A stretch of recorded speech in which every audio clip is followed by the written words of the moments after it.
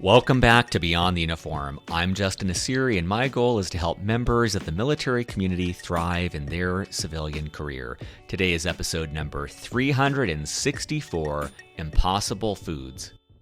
And I think when I first tried it, it was probably Impossible 1.0. But I was blown away by the fact that I personally thought I had been delivered the wrong order because I thought it was B.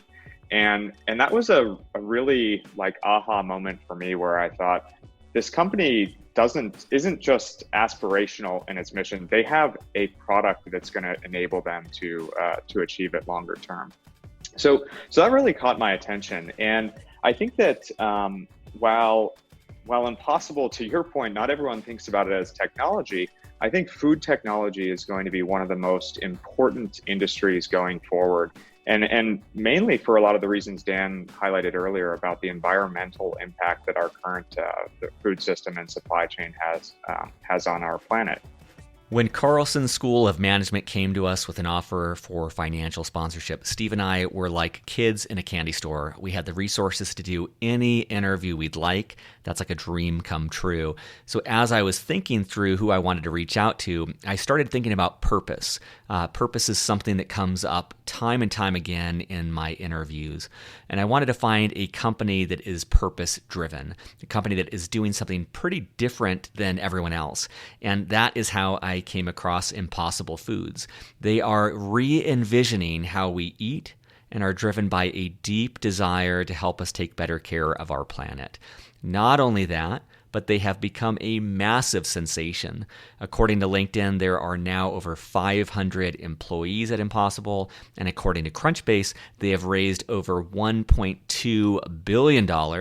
That's right, $1.2 billion in funding. That's the amount of money a villain in a James Bond movie would demand to avoid destroying the world. Here's what I love about today's interview. First of all, I'm joined by two incredible veterans with two incredible career paths getting to Impossible Foods.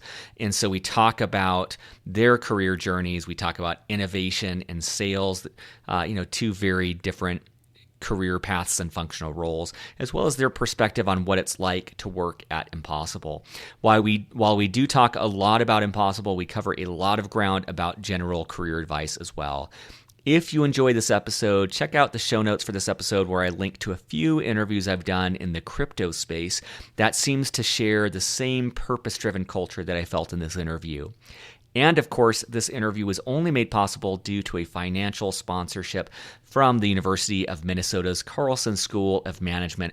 I want to share a little bit more about them. Whether you are transitioning to a civilian career or continuing military service, an MBA from Carlson at the University of Minnesota prepares you for a high-impact career in business. Carlson is committed to the veteran community and provides the benefits, experiential learning, and network to accelerate your career. In addition to a resident tuition waiver, all admitted full-time MBA candidates receive generous scholarships and stipends to cover expenses that may not be eligible for the GI Bill. To learn more, you can visit the show notes at beyondtheuniform.org for this episode where you'll see a sponsorship section, or you can send an email to mba@umn.edu. That's MBA, like Masters of Business Administration, at UMN for University of Minnesota.edu. So with that, let's dive in to my conversation with Dan Greene and Ryan Fisher of Impossible Foods. Dive.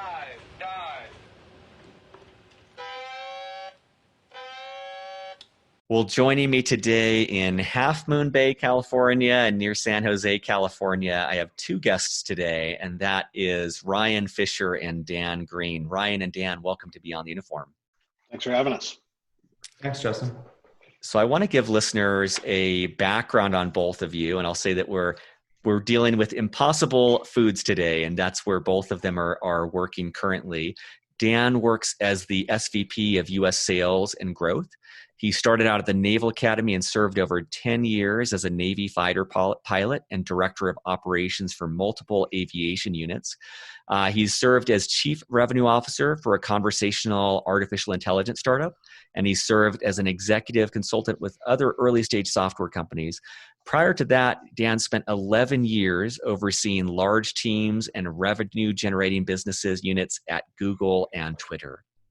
And Ryan is the director of new product innovation. He served in the U.S. Army for over 4 years as an Explosive Ordinance Disposal Officer. And he's worked in global supply at both Apple and Uber. He holds an MBA for the University of Virginia's Darden School of Business. So maybe we'll start with Ryan and then go to Dan. But I'd love to share a little bit more about what your first transition was like out of the military. Yeah, absolutely. So when I transitioned out of the military, I actually was on terminal leave when I started business school at the University of Virginia. So my transition was from active duty service to academia. And one of the things that drove me to make that decision to pursue my MBA is that as an undergrad, I studied electrical engineering. And I knew probably the day I graduated, if not long before, that I was never going to practice engineering in my career. That being said, as I looked at my post-military career, I saw opportunities in finance and broader business that were of more interest to me, and I thought it would be a great next step to kind of broaden my educational background and prepare me for a new career. Awesome. I too was an electrical engineering major. The only difference I'd say is that probably day one on that career path, I'm like, there's no way I'm going to do this for a career. How about you, Dan?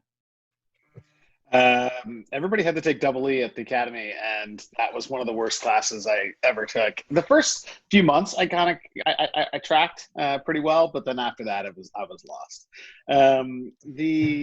But anyway, the transition out of the military. So it's a long time ago now, but I started the MBA program at UCLA, which is a fully employed program, while I was still on active duty.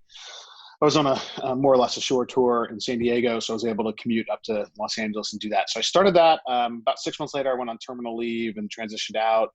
I actually got a job working for a commercial aviation company at first, and this company had a lot of different aviation assets. One of the things they were interested in doing was pursuing government contracts around aviation, and that was, government and aviation, or the military and aviation, was one thing I did know and understand. I certainly didn't know much about contracting or business in general, but I was able to get a job with them and continue school, and I did that for about a year and a half. And that was really interesting. I learned a lot about business, learned a lot about financial planning analysis and deal development, buying and selling airplanes and going after deals. So that was really fascinating, actually, while I was going to school. Eventually, they wanted me to move to their corporate headquarters, which was there's a small town near Chicago, and I didn't really want to move out of California. And so I transitioned into helping start an aviation company, which is actually going pretty well today. It's called Tactical Air Support, and it's designed to provide piloted tactical aircraft to the military for training. So essentially bad guy services to the military. And so I transitioned to starting that company with a few other folks that I worked for when I was in the military. Did that for about a year. There's kind of some overlap, and eventually made the natural, inevitable transition from that to Google. That's just a whole nother story. And I'm just cognizant of time. There's so much for each of you we could go in, because you both have such incredible career paths, but also I respect that what you have done since the military, except, Dan, for that initial one, what you've done since the military doesn't have a ton of overlap with what you did in the military, which I think is helpful for listeners. But I want to fast forward a little bit to Impossible Foods. And for listeners, just some background here. We got a financial sponsorship from Carlson School of Management to do whatever interviews we wanted. And Impossible Foods came to mind for me. And so this may seem like a salesy interview for Impossible Foods, but it's more of like my own fan love for this company. And the reason why I wanted to highlight this is, as I step back, there's a phrase at business school called BHAG, or Big, Hairy, Audacious Goal. I come from a background in Silicon Valley of seeing a lot of sameness. People are doing kind of the same thing. And Impossible Foods is one of the few companies I look at where I'm like, man, that is seriously off-roading. Not only is it something that very few people on earth are attacking, but it's something that, in my view, has the potential to change the world. And so maybe to start, Dan, could you share with us, for people who are unfamiliar, what is Impossible Foods? What do you all do as a company? We make really incredible meat from plants. And our goal, as you pointed out, is to replace animals in the food chain by 2035. So the basic idea that Pat Brown, our founder, had going back 9 years ago when he took a sabbatical from Stanford was, what are some of the biggest problems the world's facing right now, and how can I help solve them?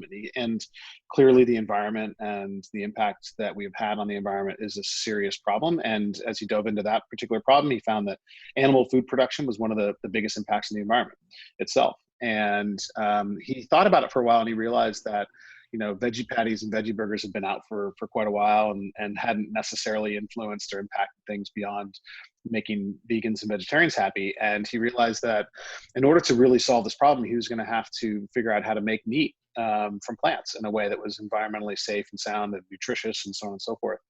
Spent a long time researching, a long time developing product, and eventually, about 3 or 4 years ago, we launched our first commercial product, which is essentially ground beef made from plants. It's first and foremost, it tastes incredibly good. It's and that's the whole idea. It is when you look at it, when you feel it, when you cook with it, ultimately when you eat it, you feel like you are eating ground beef from a cow, but it's not. It's from plants. It's better for you, and it's astronomically better for the environment.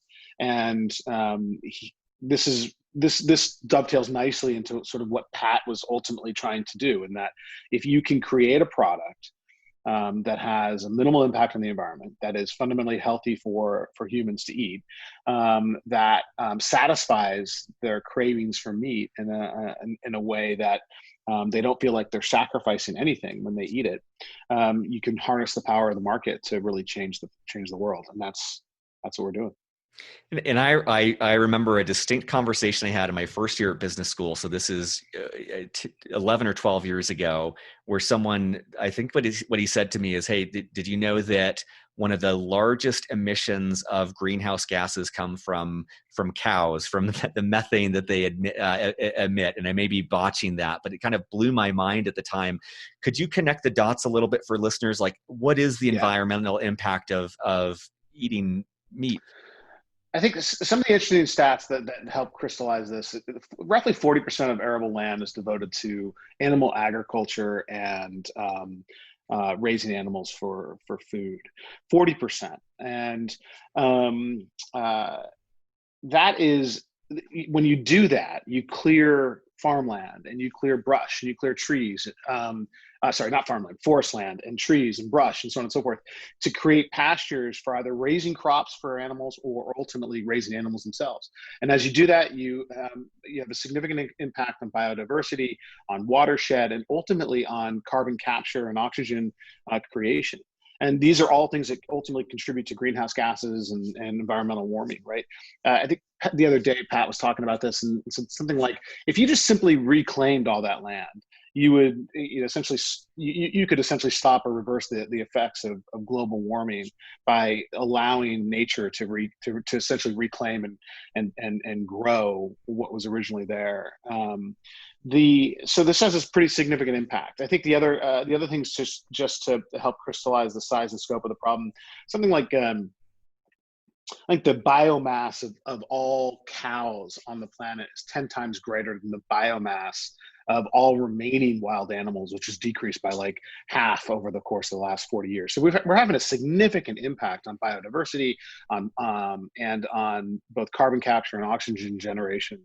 And all of these things are contributing to global warming and a detrimental impact on the environment. The last little stat that I'll throw out, I think roughly 1% of farmland is devoted to soy right now. That soy crop, as it exists right now, goes to feed people and to feed animals. That soy crop alone, that little 1%, is enough protein, if used properly, to feed 1.5 times the Earth's population. So you can generate enough protein in 1% of farmland to feed 1 to 2 times the current population of the planet if you do it properly.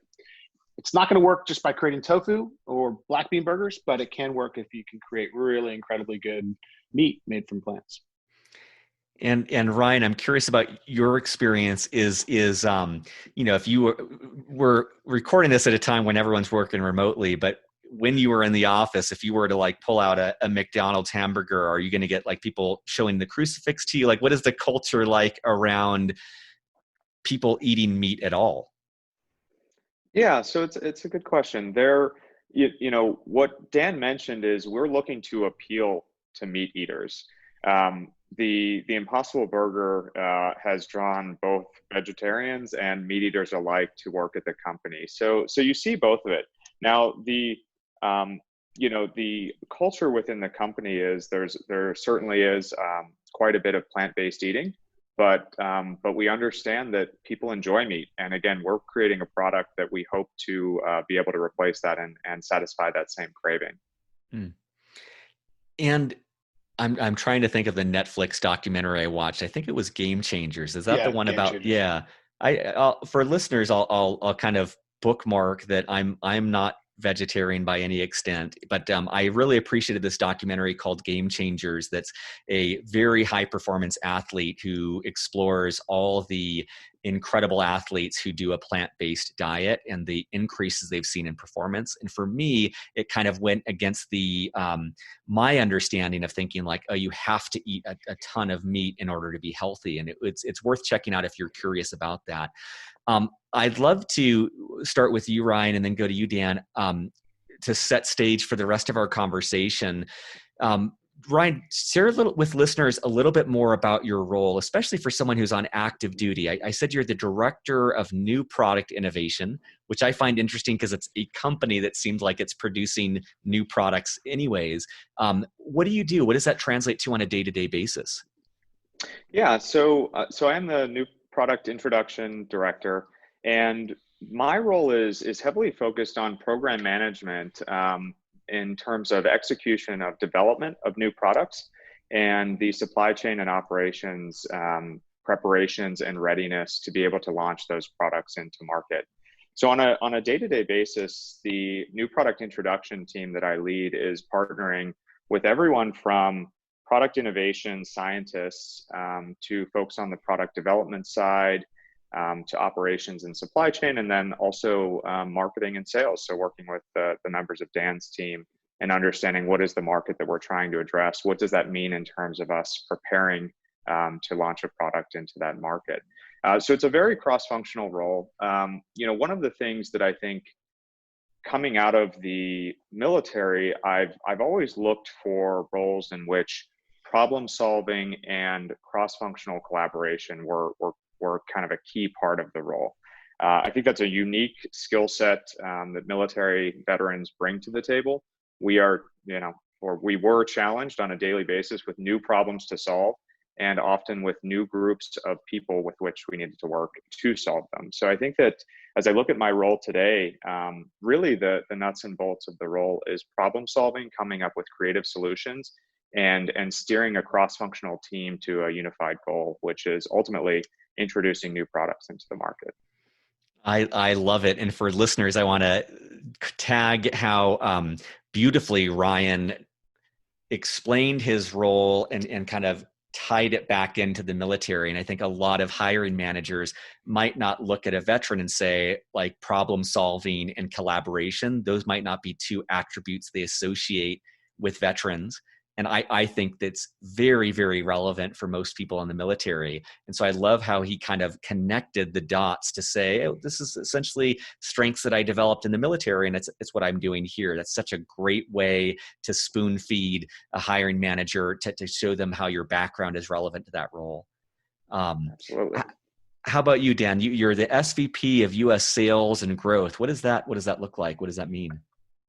So I lead a set of teams that are focused on helping to drive revenue by taking our products to market. In order for Impossible Foods to accomplish its mission, we need to be able to continuously develop the world's greatest plant-based meats and plant-based foods. And in order to do that, we need money to hire scientists and engineers and product managers and build productive capability and so on and so forth. That money comes from sales or investment. As a startup, we get our money from investment as well, but on an increasing basis, we will self-fund our growth through selling our products. And that's what our team does. So our team goes to market, works with, we sell our products to restaurants, restaurant companies like Burger King and Starbucks, Burger King we launched about a year ago. Recently, we just launched a new product with them, the Impossible Croissant Sandwich, which is a breakfast sandwich, really, really good, made with the Impossible sausage. And then Starbucks just launched a few weeks ago as well with their Impossible Breakfast Sandwich, which is awesome. So we sell into and work with partners like Starbucks and Burger King, as well as smaller chains, like smaller national chains, like Cheesecake Factory and Red Robin, but also smaller regional and mom and pop operations as well. And then we also have a ever growing retail or grocery business that we sell into. So we launched in retail back in September of 2019. So just about a year ago, we started with with 3 different retailer brands: Wegmans Wegmans on the East Coast, and Gelson's in Southern California, and Fairway in New York.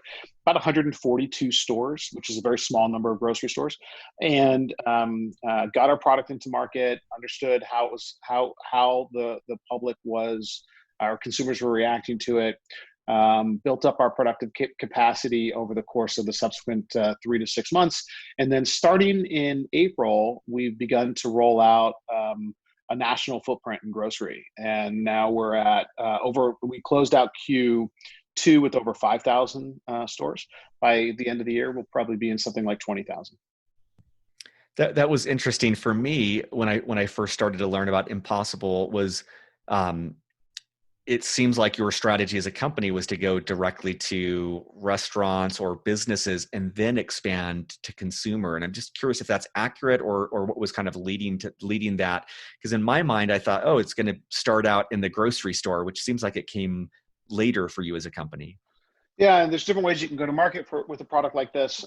Ultimately, the product that we launched with, Impossible 1.0, worked really well with restaurants. In fact, worked well with a chef who understood how to cook it. It didn't work as well in things like chili or pasta sauce. It was a slightly different formulation, but it came out really, really well when you made it into if you made it into a meatball or you made it into a burger. And we wanted to sort of get the early adopters, the sort of culinary world to take on this product and cook it in really amazing ways. And so we went into sort of like high-end restaurants first, sort of gastropubs and the like. And that's where we launched. That was where we grew the business initially from a commercial point of view.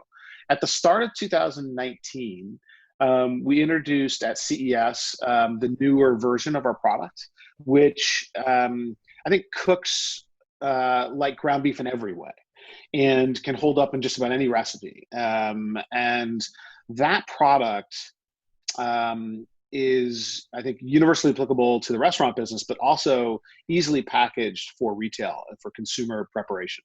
And so that sort of explains how we went from starting with the restaurant business, getting into more broad distribution of the restaurant business and ultimately into retail near the end of 2019 with that's the second version of our product. The interesting thing, a couple of interesting points. One is our product continuously evolves and develops and gets better. Not, cows tend not to, right? They're pretty much steady state at this point. So, the good news is our competition isn't really innovating, but we are, and we're on the second version of our product. We just released Impossible Pork and Impossible Sausage at the beginning of this year. We will release new products over the course of this year and next, and so on and so forth. You can easily imagine that our core product, ground beef, will get better and better.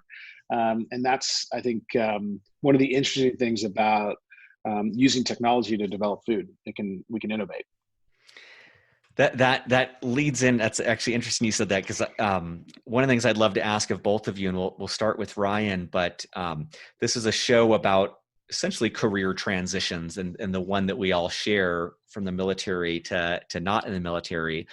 But from an external standpoint, one thing that I thought was interesting about both of your backgrounds is you've got Twitter and Google and Uber and some of the companies I most associate with technology. And then you have Impossible Foods, which I didn't view as a technology until you just said that right now, Dan. But Ryan, starting with you, I'd love to learn about what drew you to Impossible Foods and what that transition was like, going from hardcore tech companies to something that seems to me to be pretty different. Yeah, absolutely. So, I think the first thing that drew me to Impossible was the mission. And, I think that one thing you'll find in common across the folks who are employed by Impossible is a passion for that mission to replace animal products in our food supply chain. So that was number one for me. And what was even more compelling is not just that the company had a mission, but when I first tried the product, and I think when I first tried it, it was probably Impossible 1.0, but I was blown away by the fact that I personally thought I had been delivered the wrong order because I thought it was beef. And that was a really like aha moment for me, where I thought this company isn't just aspirational in its mission. They have a product that's going to enable them to achieve it longer term. So that really caught my attention. And I think that while Impossible, to your point, not everyone thinks about it as technology. I think food technology is going to be one of the most important industries going forward. And mainly for a lot of the reasons Dan highlighted earlier about the environmental impact that our current food system and supply chain has on our planet. So for me, there was a mission, there was an exciting product, and while the company has been around for many years now, there was a significant amount of momentum building in terms of product getting out to the market, awareness around the product, and for me, it was something. It was an opportunity for me to take my career path in a direction where I'd be more focused on building teams, building processes, and helping the company to grow. Not to say in my past career I didn't experience growth with Apple, but it was a whole different experience. And again, the mission-based drive for me was really strong with Impossible. So it was very motivating to make the switch. And again, while food tech is not the same as hardware tech, I think the problem-solving approach that we take at Impossible looks very much like the tech environment that I've seen in the past and other roles that I've held within Silicon Valley. That's great. Thank you, Ryan. How about you, Dan? Yeah, I think the core question is sort of how I ended up sort of at Impossible and how it relates back to tech, and it very much the same as what Ryan said. Ultimately, I mean, Impossible Foods is a tech company and a food company, right? We're a tech company that produces food. We think and operate like a tech company. We manage the business like a tech company. We happen to make, instead of hardware, we make or software, we make food, really, really good food, and so that is different, and we have to understand the food ecosystem and how restaurants and the restaurant marketplace works, and how grocery and retail works, and how to make a perishable product versus iPhones tend not to perish unless you throw them deep into the ocean. And so like I think there are definitely some differences, but the basic blocking and tackling is very, very similar to tech, and so there it is closely related, and it's not a foreign environment, but ultimately so that's one element, that explains how I ended up here. I think the other one is I was looking for a product and a business. I was at Google for a while. I was at Twitter for a while. Great companies, awesome experiences, learned a lot, and jumped into the startup world. Spent a couple of years at a couple of different startups and consulting for a few, and came out of that 2-year period thinking, okay, I really want to find a company that is in a business and has a product that I find to be truly interesting and compelling and passionate about. I didn't actually think that I would find something that was on a mission that would truly motivate me. Every company has a mission.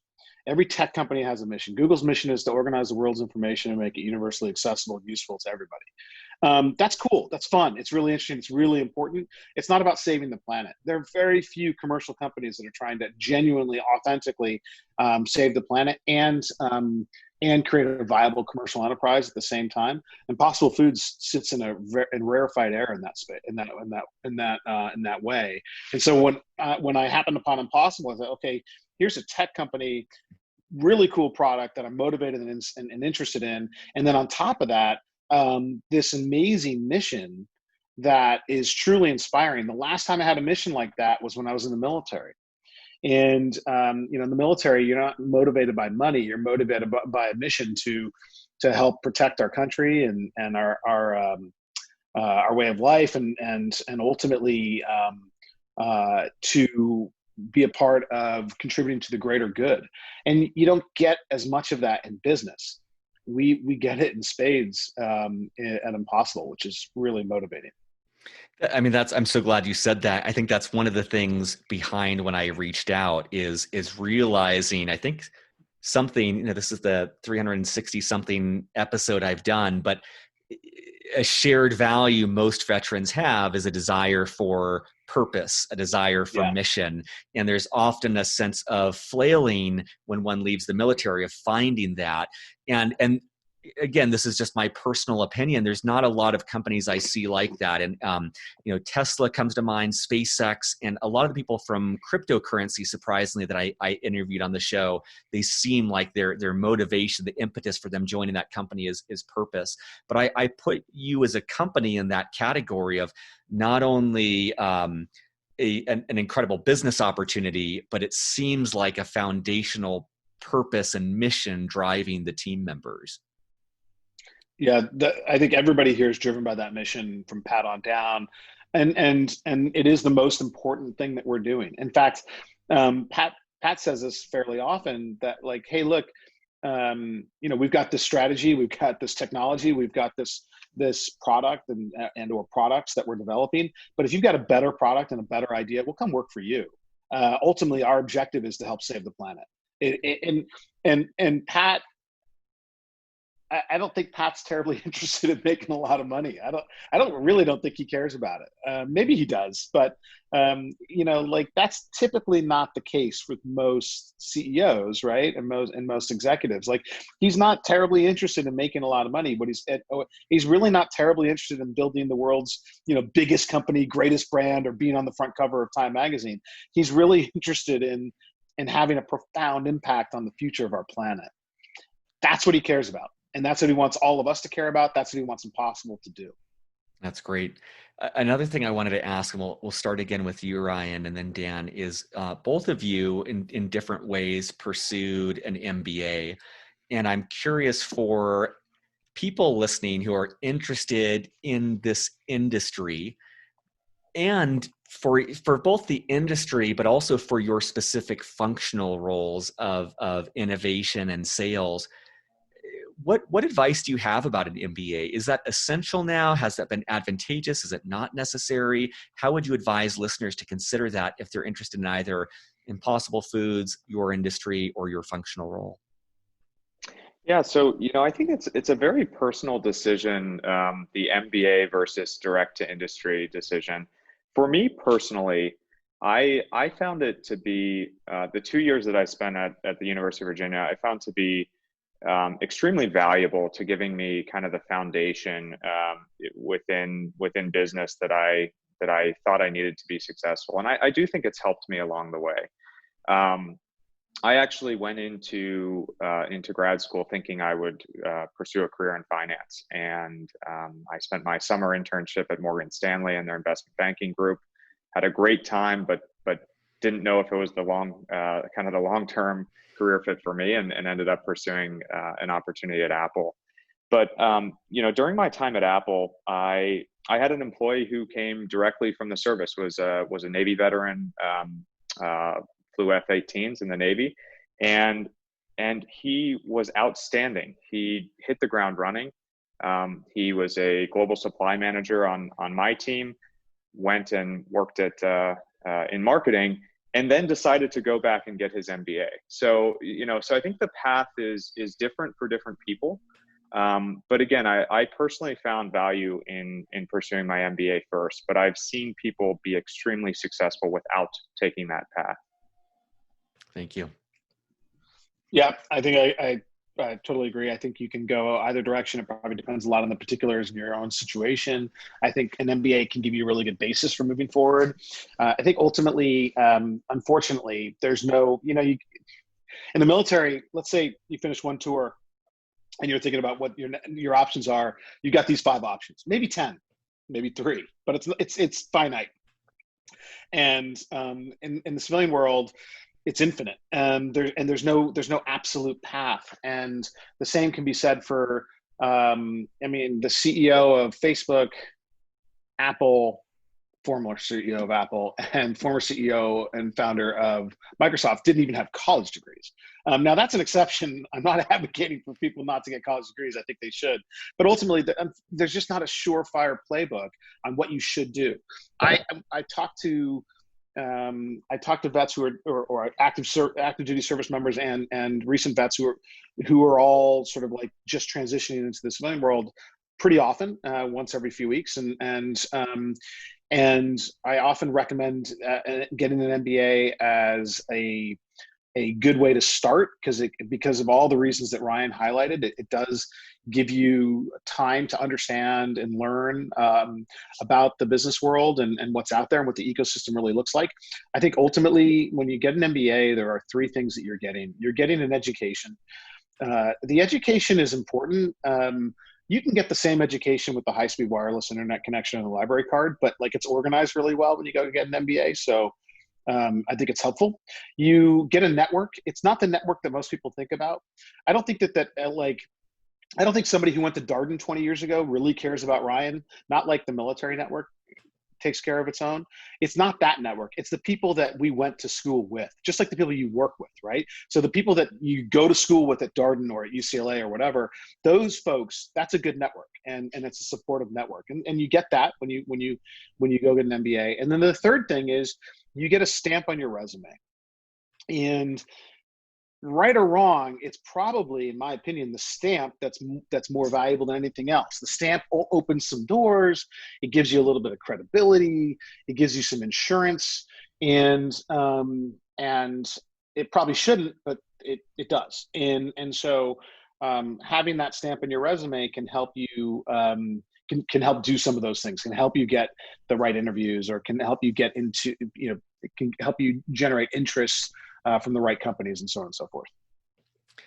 And one thing I wanted to ask you, Dan, is one thing that continues to surprise me is it seems like the military community has a negative view on sales. Like the number of veterans that I talk with who are like, oh, I don't want to be salesy, or I don't like sales. And it surprises me because I think that many of the attributes we develop in the military make for being exceptional salespeople. And you've had an extremely successful and varied career revolving around sales and revenue generation and growth. What advice do you have for listeners about considering that as a career path? I think whether you're in the military or you're a college kid, or even in high school, and you mentioned sales, people think about selling at the Gap or at the BMW dealership or something like that. And those are all actually really good jobs and incredibly important. But that's not business to business sales. Business to business sales is different. What people don't understand, I think, is a fundamental truth. All businesses, except for a couple, essentially do the same thing. You make stuff and you sell stuff. That's what businesses do, right? You make some stuff and then you sell it. And that means that the vast majority of people working in a company and in business at large are either the makers of things or the sellers of things. And it can be directly or indirectly making or directly or indirectly selling, but ultimately that's the majority of where people are. And if you think about business careers and you think about opportunities and opportunities for leaders leading large teams and so on and so forth, senior leadership opportunities and things like that, the majority of opportunities are going to come from the makers of things or the selling of things. Your ability, like the opportunities to lead teams, lead large teams, to lead large chunks of a business are going to filter up through the makers or the sellers. And if you want to be in those main elements and have those kinds of opportunities, you have to choose whether you want to get into the making or the selling. You don't have to be in those in those functions. There are plenty of other functions that are incredibly important, like finance or HR or legal. But you need to understand the fundamental truth of business. And so I think when it comes to understanding what kinds of career opportunities are available to folks coming out of the military, or how they should be thinking about it, they should be thinking, I think, they should understand that fundamental ecosystem, and spend time talking to people that are selling and spend time talking to people that are making, to get a better handle on exactly what those worlds look like in business. And it's going to be fundamentally different than anything you really could think of before you get into it. That's great. And Ryan, you being more on the making side of the equation, what advice do you have for listeners who might be interested in a similar career path that I'll loosely dub around innovation? Yeah. So, I think that it goes back to the challenge of leading and bringing together a cross-functional team. I mean, at the end of the day, and I say this probably almost every day in discussions with both folks within and external to Impossible, program management is really about being able to align different stakeholders who may have competing priorities and a focus on a singular goal. And again, I think that as we look at veterans, it just translates so well when you think about the challenge of focusing on a singular mission and driving all of the different pieces of the team to that end state and to that goal. So my advice would be, more than anything, have confidence in the experience that you gain in the military and leverage that, and find a way to communicate how that experience, how the leadership opportunities, enlisted officer or otherwise, the leadership is there with veterans. And I think communicating it effectively as you pursue a new career is critical, and that confidence is going to be critical. But again, more specific to the new product introduction role, there's a breadth of different roles that kind of touch in this program management space, whether it's on an operations side or on an engineering side. And I think that the thing that I would say is there's, look at the different options out there and see what seems to fit your interests best. For me, I entered program management through an operations role. I was a global supply manager, and I wanted to do something a little bit more cross-functional. So I led a team of operations program managers. And now that I'm at Impossible, it's a little bit broader. I'm leading new product introduction program managers who are working on the development side as well as on the operational side. So again, I think leveraging leadership, leveraging that concept of working with a cross-functional and diverse team is something that a lot of veterans bring and can use to kind of open some doors in new product introduction and in program management more broadly. That's great. and then starting with Dan and then Ryan, one thing I think that's interesting about each of you, and again, there's some stereotypes I'll dive through, but we've got a pilot, we've got EOD. This is a little bit more on the alpha realm of the military, which is an alpha group, and it's the military in general. I think we have a connotation of meat eaters. This is like who we are. We love our red meat. What if you were having a beer with someone on active duty, and you were pitching them on either joining Impossible Foods as a team member, or just trying the product? How do you give that pitch to someone who's very likely, burger and steak in their blood? Well, I'd say how we pitch it to a business is one thing. How I might convince them, an individual, might be slightly different. Something to the extent of like, look, we're doing the same thing a cow does. A cow's a super inefficient factory. A cow takes plant matter, consumes it, turns it into protein matter, animal protein. And then we happen to kill that cow, slaughter it, process it, and make it into meat. We just take the cow out of the equation, right? We're taking plant matter and we're creating meat. So we just don't have to put it through a living organism to do it, at least an animal organism to do it.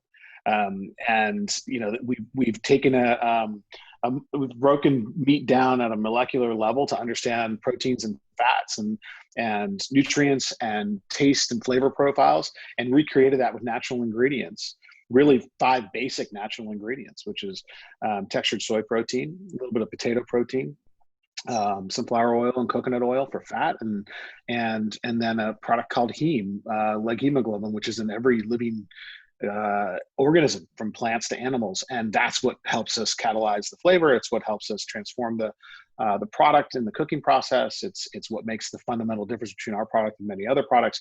And ultimately what we've created is meat. It's just made directly from plants, instead of taking the plants, putting it through a cow, and then getting the meat out of it. So why not try it? I'm such an efficiency junkie, and I love the thought of just eliminating an unnecessary middleman and the efficiency there. Ryan, anything you'd add or vary on that? Yeah, so I think one of the most fun ways to convince people of kind of our product and our mission is to serve them impossible without them knowing that it's impossible. Yeah. And yes. I love the look on people's faces when they find out that they're eating a plant-based burger.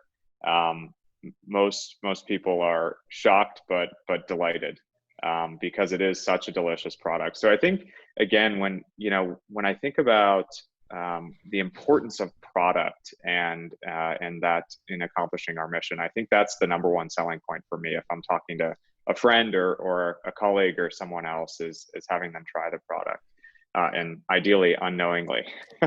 So I think that's number one. And then the other thing is, I said this before, but I think the challenges of that are existing or existent in our food supply chain today are some of the biggest that we're going to have to solve in the coming years.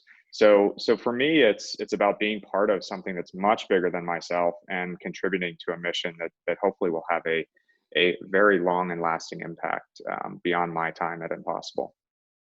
That's great. Well, I always like to leave the last question open-ended, and we'll start with Dan and then go to Ryan. You have an audience of 50% people who are on active duty, 50% people who transition from the military but are just thinking of how to further their career. And I'm just cognizant of how impressive each of you have as backgrounds and how limited my questions were. So I just want to give you each space to have some final words of wisdom for our audience about maximizing their career out of uniform. I think that it's a good question. So, Ryan hit on this a little bit before.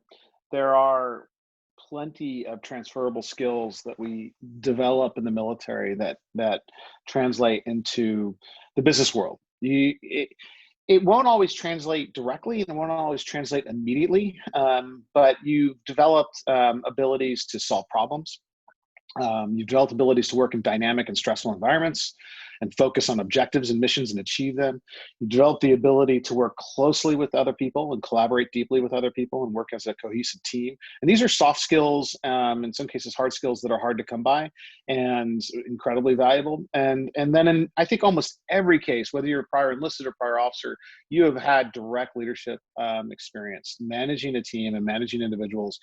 And all of the that leadership experience, it needs to be translated a little bit. There's some subtleties and some differences as to how you lead in the civilian world versus the military, but the fundamental premise of know and understand your people, develop trust through technical competency and showing that you care, and take care of your team, and they'll take care of the business. That fundamental leadership philosophy works in the civilian world as well as it works in the military. And so there's a lot of parallels and there's a lot of similarities. What you need to do is figure out what you want to do. The way to figure out what you want to do is to talk to as many people as possible and network with as many people as possible. And the good news is the tech industry has created the perfect tool for it. It's called LinkedIn.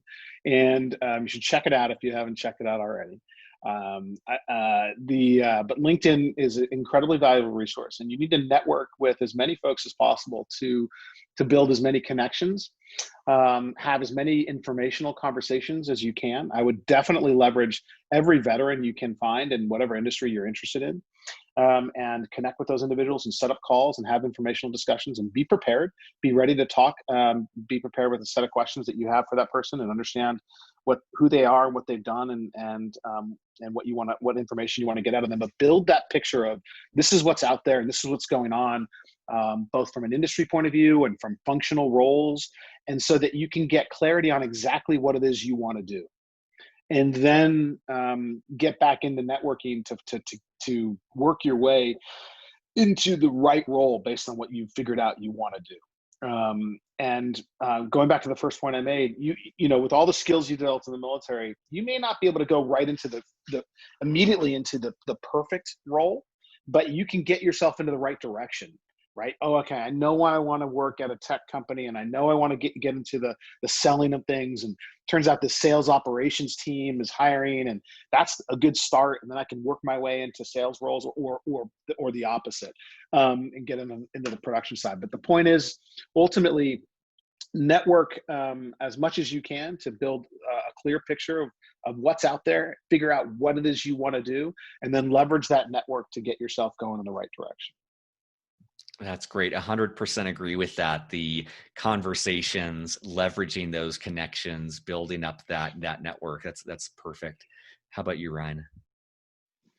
Yeah, so I'm gonna echo the network comments. And Dan mentioned this earlier, but I think the network and the connection that veterans feel is, in my experience, stronger than any other network that I've built or been a part of in my career or prior to my professional career. So it's a very strong network. When I see a message from a veteran on LinkedIn that I've never met before, I'm going to respond to that before perhaps other messages in my queue. Again, there's a connection and a responsibility I feel to helping other veterans. So I think that's extremely important. And over time, Silicon Valley has become quite a hub. If we look at just the technology space and other companies out here in the Bay Area, has become quite a hub for veterans networks. You know, Dan and I share common acquaintances that have worked at Google and at Apple and at Facebook. And so that network is growing, and it's fluid. People move from company to company. So there's a lot of mixing, and again, it fosters just a better connected overall veterans network in this area. So first and foremost, I would say leverage that network. And the other thing is, again, this is echoing what was just said, but that discovery piece is so important. I remember when I used business school to kind of figure things out. Those were my 2 years to figure out what was out there and what I wanted to do. But not everyone's going to take that path. So use the network to have discovery conversations in a more comfortable setting with someone who shares a common background as a veteran, before talking to a recruiter or before applying to a specific job. Yeah. I could not, I thought I wanted to do finance when I entered my MBA program, but I could not tell you why. So I think those discovery conversations that veterans will be willing to have with someone who's looking for a new career path are so critical. So can't stress that point enough. And then, what I would say is for those who are out of the military and in the workforce, build that, continue to build that same network and give it back to the veterans who are following. I think that's, I've been the benefactor of veterans networks that were built long before my arrival at Apple. It's something that I think is so important to kind of continue that momentum and continue to support future veterans. Oh yeah. Just add a quick anecdote. I totally agree with what Ryan said, that the veteran connection is strong, and we have a tendency as a community to help each other first and foremost, which I think is important. It's important for veterans who are in a position to help to do so. It's important for veterans who need help to reach out. I got my job at Google because of a fellow veteran that was there. So my start in the industry, in the tech industry, was, I was trying to figure out where I wanted to work, and I had criteria and so on and so forth as I was getting ready to. The reason I didn't stay at this startup was because we weren't even paying ourselves salary. So my wife wanted me to go get a paycheck. So Google popped up on my radar as having really great culture, really interesting company. I didn't know anything about tech. This is 2006. I knew about Google and everything, but I really wasn't looking to get into tech and tech sales. I had no idea what I was doing. But I reached out, did some research, and then ultimately reached out to a guy named Roy Gilbert, who was a submariner, who was already at Google, one of the few veterans that was there. And he responded, even though he's in India, working in India. Responded. We had a couple of phone calls, or a couple of conversations, and I shot him some job recs and what I was interested in. He says, "That's all. You're not going to get any of those jobs here." Shot me a job rec. It was called Manager of Online Sales and Operations, which essentially it was essentially a one-page job rec that read exactly like a junior military officer's job. It's slightly different details, but everything else is the same. I think I can do that job. He's like, "Yep, I think you can." And he referred me in, and the only reason that I think I was ultimately even at the top of the pile to interview and everything else was because of that network and that support. Roy and I connected when I was at business school, and it is amazing. As a testament to what you and Ryan have both said, it's amazing, even just taking one person to see all of the people he has helped and paid it forward to. And I think that's true. And I love, Ryan, your quote of realizing how strong this network is. So Ryan, Dan, thank you both so much. I can only imagine how busy each of you are, and to have both of you together on the show is really incredible, and appreciate your time and perspective today. Thanks, Justin. Surface.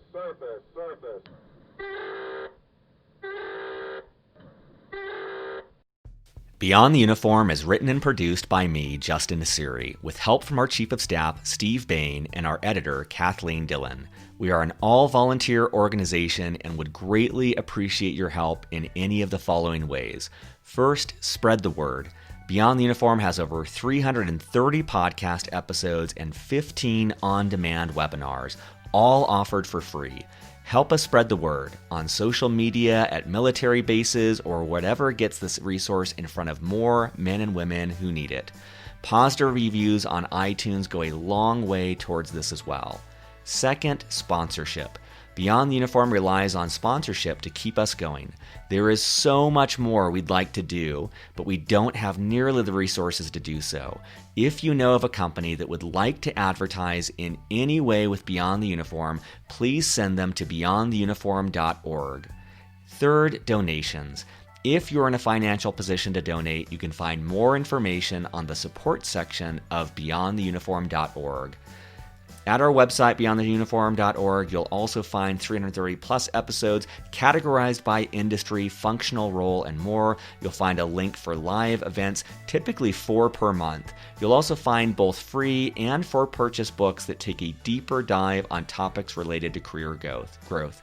Thank you for your support as we aim to help members of the military and their families thrive in their post-military career and life.